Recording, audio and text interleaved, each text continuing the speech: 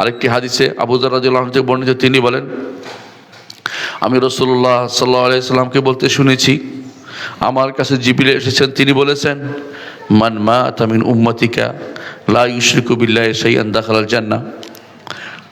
আপনার উম্মতের মধ্যে, জিবরিল বলছেন, আপনার উম্মতের মধ্যে যে কেউ আল্লাহর সাথে সামান্যতম শরিক না করে মারা যাবে, সে জান্নাতে প্রবেশ করবে।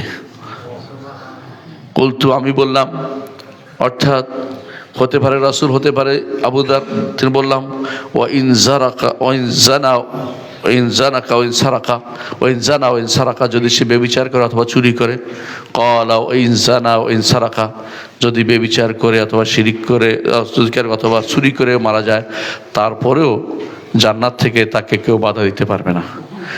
তাই বলে আপনি চুরি করে যাবেন অথবা বিচার করে যাবেন সেটা না। এর অর্থ হচ্ছে জান্নাতে যাওয়ার আপনার সর্বশেষ ডেস্টিনেশন হবে জান্নাত।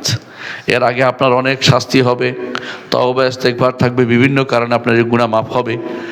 অন্য কেউ করলেও আপনার গুনাহ আপনার জন্য ক্ষমা চাইলেও ক্ষমা হবে, কিন্তু যদি শিরিক করে মারা যান, কেউ ক্ষমা চাইলেও আপনার ক্ষমা হবে না।